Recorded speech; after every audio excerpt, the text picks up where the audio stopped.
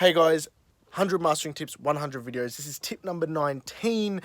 So usual spill, there's 81 more videos to come. You should be subscribed to the channel if you aren't already.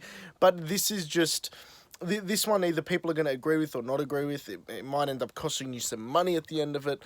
But here's my tip. Go out and buy FabFilter Pro L2. Now, you're probably wondering why you're pushing a plugin as a mastering tip. Well, here's the reason why. Because, yes, we should be able to achieve amazing masters regardless of what tools we're using, because we're using our ears, we're making decisions from that.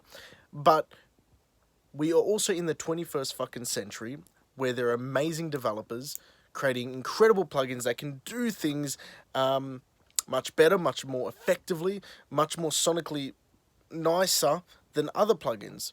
You know, this isn't just a Waves L2 limiter, this is FabFilter Pro 2 L2. And the reason why I love this is for millions of reasons, millions. And I'm going to start and smash them all out in this video. The first one is, I love the fact that you can select styles of limiting on this. So it's got like, you've got about 8 or so different options here. Transparent, punchy, dynamic, all round, aggressive, modern, bass, safe. Got different styles of limiting, which is really good because you don't always get the same material in to master, and different styles sound different depending how hard you're limiting or what's going on in the material or how that mix comes in or what the general tone of it is happening. Typically for me when I'm using Pro L2, I'll stick to modern or all round, which are the two different algorithms. Sometimes I'll venture out into dynamic and punchy algorithms for different styles of music, but that's just a safe bet, those two. That's modern and all round.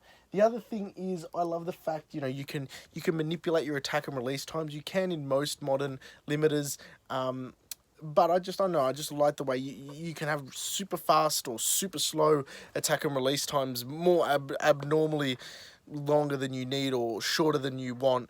But it's just good because sometimes you're just basically not limited in that sense to your parameters, pun intended. I love the fact you got true peak limiting. You got that as an option. Sometimes you do want to use it. You got heavier material. You really don't want to be going over 0. True peak limiter works amazingly on this. Got oversampling up to 32.5 times, which is incredible. You can side chain to this limiter for when you're printing out stems for stems for mastering. So let's say you have a limiter on the mix bus and it's just giving an overall vibe and a glue. You can actually, there's a side chain function there. So if you want to print out stems, you can have everything pumping the same way it would have been pumping as if the whole mix was going on, which I think is amazing. These are just features I love about it. And the reality is, yeah, there are other limiters that have a lot of these features. However, you know, like, of course, they're all limited. A lot of limiters have attack and release, but I'm just saying this particular one, the feature set and the way it sounds and the way it operates, for me, I'm yet as of this date, as of whatever the date is, the 18th of December, whatever the fuck today is, as of this day, 2019, I have not heard a better limiter. And my tip to you guys today is to go and buy yourself a Christmas present, buy yourself this limiter. This is not sponsored at all.